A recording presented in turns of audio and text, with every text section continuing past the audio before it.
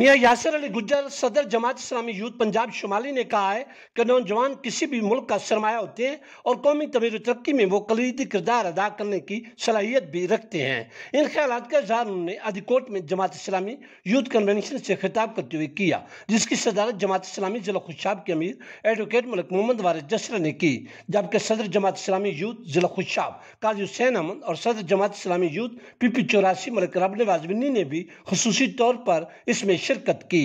सदर जमात इस्लामी यूथ पंजाब शुमाली ने कहा कि अगर इस्लामी तारीख का बगौर मुताला किया जाए तो ये बात सामने आती है कि नौजवानों ने इनकलाब लाने में हमेशा अहम किरदार अदा किया। उन्होंने कहा कि जमात इस्लामी नौजवान नस्ल की इस्लामी खतूत पर आबियारी चाहती है और जमात इस्लामी की दीनी और कौमी खिदमत सबके सामने हैं। मियां यासिर अली गुज्जर ने कहा कि इंशाअल्लाह जमात इस्लामी वतन अजीज को इस्लामी फलाई रियासत बनाने के लिए अपना भरपूर किरदार अदा करती रहेगी।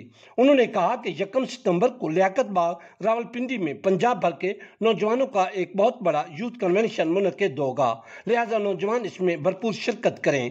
इस मौके पर आदिकोट से फरूक शाह और चक जमान से इम्तियाज चंद ने भी जमात इस्लामी में शमूलियत अख्तियार की।